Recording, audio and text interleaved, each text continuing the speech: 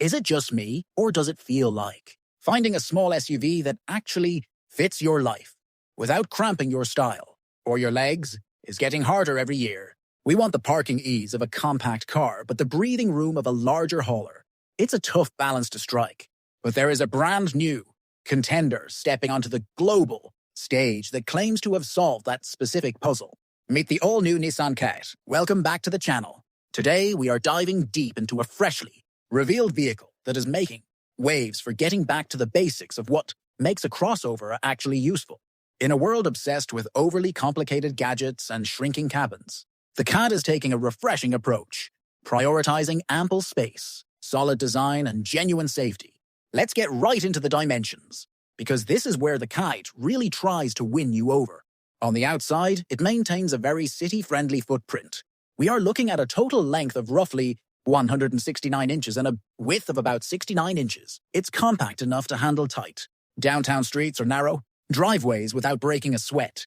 But the real magic trick happens with the wheelbase, the distance between the front and rear wheels.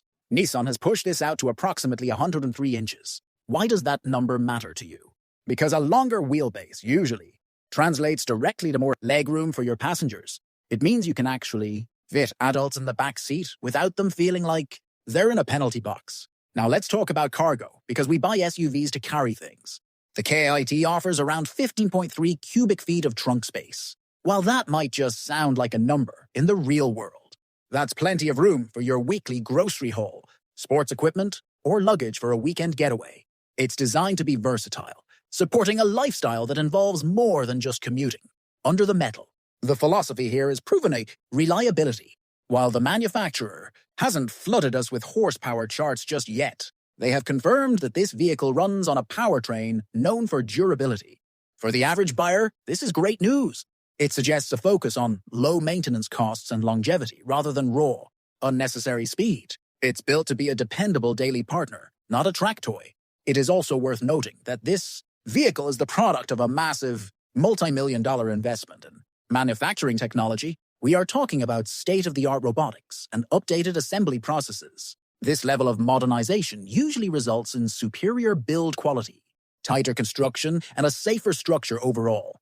It's a reassuring sign that even in the compact segment, corners aren't being cut.